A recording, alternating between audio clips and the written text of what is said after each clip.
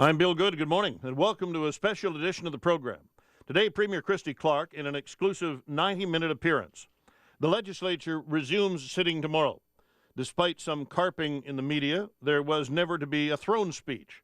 The Premier had promised many months ago to come in and take calls for an extended period of time.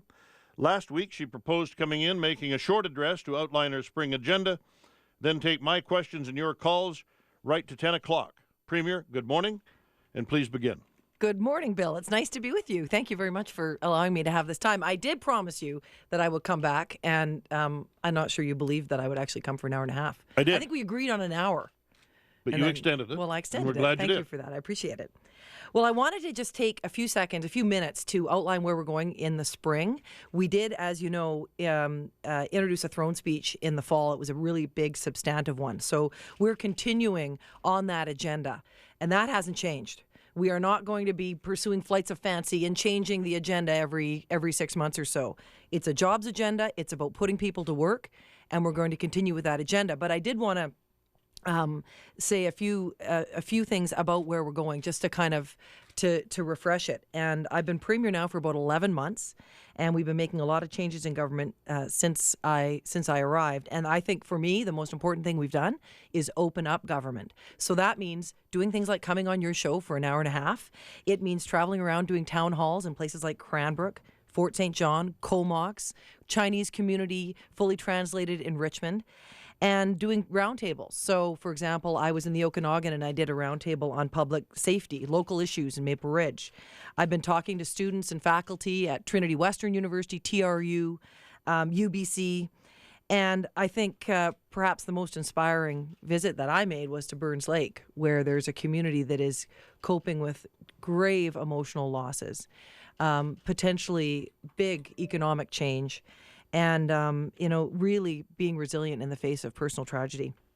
So everywhere I've gone, though, I've listened and I've learned a lot about British Columbians and the challenges that they see we face. And I think, one of the things that's become painfully obvious, and I'm sure you hear it every day on your show, is that people understand the economic turmoil in which we live in British Columbia, or in the world these days.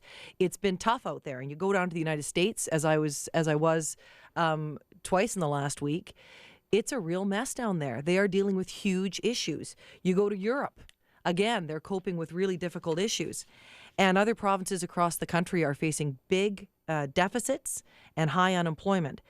We are fighting for the economic future of British Columbia and trying to make sure that families can look forward to a stable future, making sure that they can look forward to a good livelihood to put food on the table for their kids. I want to keep BC a safe harbor in the midst of the economic turmoil that the world is experiencing. And we can do that by managing our finances responsibly, controlling spending, which is crucially important, keeping our taxes low, and attracting investment in jobs. We also have to make sure that we are avoiding chronic deficits, which is something that we've been seeing unfold all across Canada. But that means that you can't make promises that you can't pay for. And it also means you have to say no sometimes, which is a very difficult thing. And balancing the budget is going to be a difficult thing. But we are determined, and I am determined, with Kevin Falcon, to make sure that we chart a balanced course for economic stability in the province. And because that is the only way that we are going to create and protect jobs. We cannot afford to go back to the 1990s. We cannot afford to go back to the reckless and risky policies that shoveled your money, taxpayers' money, off the back of a truck. So we sent in review teams over the last year into BC Hydro, into Community Living BC, and into the Justice Ministry. And those reviews have already led to lower costs for BC Hydro.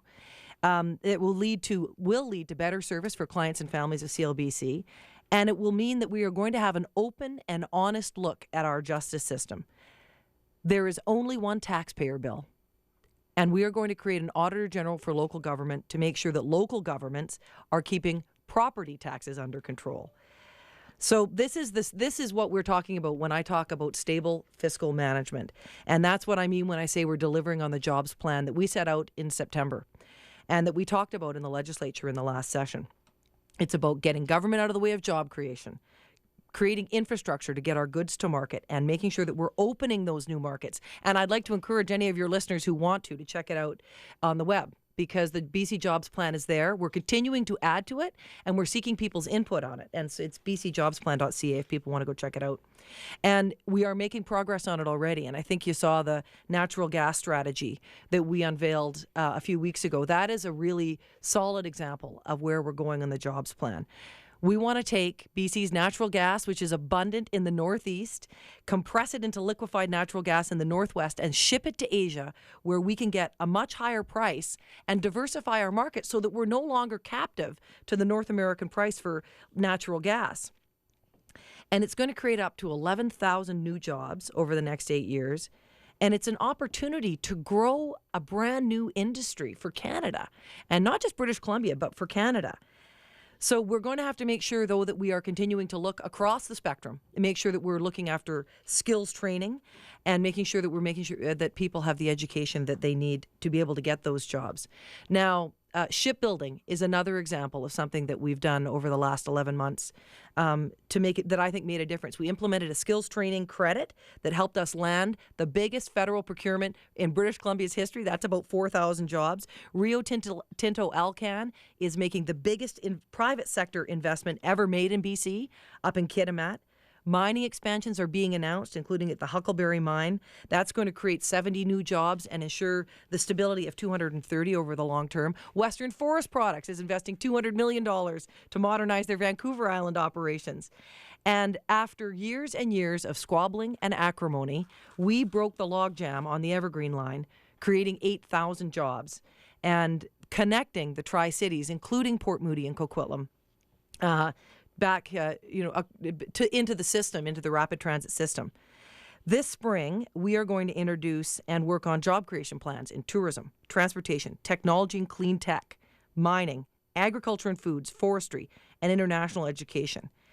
And that's going to make sure that we are building the economy that we need to support those services that people depend on, healthcare, education. The money for those services comes from somewhere. And where it comes from is from a thriving private sector economy. We are going to invest $165 million in BC schools to hire more teaching assistants so that kids get more attention in the classroom. We will reduce court backlogs.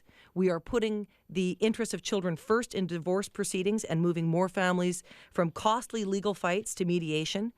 We will protect our tough drunk driving laws, balancing strict penalties with due process. We will introduce comprehensive anti-bullying strategies for our schools. We will implement a seniors agenda that will improve support and services for the fastest growing part of our population. And we'll continue to help get families ahead by connecting people to jobs and the skills that they need to be able to get those jobs. So finally, Bill, I know this is longer than my standard editorial used to be. A few words, if I can, about our work to get new labor agreements with the unions that represent government workers. We are not able to provide pay increases unless we can find savings within government to pay for them. I am just not interested in raising taxes to pay for public sector wage increases. On education, our priority is to focus the resources that we have on students in classrooms, not on the 15% wage hike the teachers' union is asking for.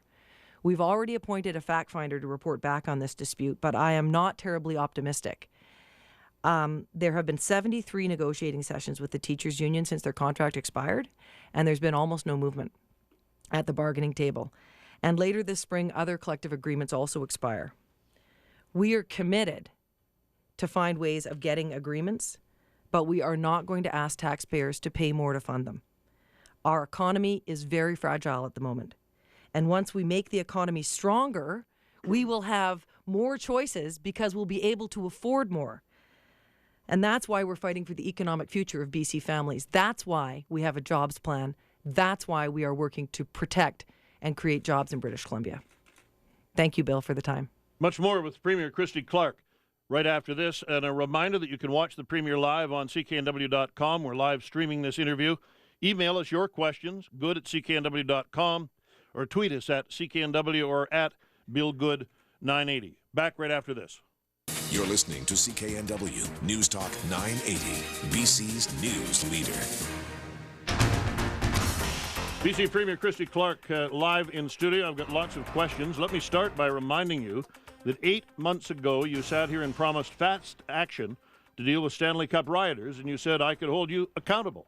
We are going to prosecute those people to the full extent of the law. I'm going to hold you accountable on that, because my fear is that they'll get a slap on the wrist, that the police will be able to identify them because there are a lot of pictures, but that not much will happen. Bill, you can hold me accountable on that. We are going to make sure that we bring in that those folks who are responsible for this, once we can identify them, once we can sift through the mountain of evidence that's there, and we can find them, we are going to prosecute them to the full extent of the law. And they should know this, if they are listening today, they should know this, that as much as we are able, we are going to publicize who they are. Their family, their friends, their employers are going to know what role they played in this. They will not be able to hide. You also said you wanted broadcast coverage. So far, no trials, and it appears there won't be broadcast coverage, although we won't know that finally until later today. Yeah, we'll know that at 2 o'clock today. Now, what we have applied to do is we've applied to have the sentencing and the reasons for sentencing televised, right? Not the entire trial. It's been sentencing, a reason for sentencing, and the judge is going to rule on that today. And my view is whatever happens with that. My view has always been that we need more openness in our courtrooms. People need to understand how justice works, I think, and the best way to do that is to allow us to see how justice works. And not everybody's a reporter who gets permission as part of their job to go down and visit the courthouse when a case is going on. So my view is we need to find more ways to open up the courtrooms. This is one piece of a much bigger puzzle, where a much bigger package of reforms that I think over time we need to bring in to open up courtrooms. It's not going to happen fast, but can I say something on the Stanley Cup rioters? You said you were worried that they were going to get a slap on the wrist. I said we are going to prosecute them to the fullest extent that we can. We are doing that. And it's taken way longer than any of us wanted. I mean, it took way longer than any of us had hoped for the police to find all the evidence that they needed. But, we wanted to make sure that they built the best possible cases that they could. And it's taken way longer for these things to find their way to court than any of us had hoped as well. But, Bill, they are going to start going to court.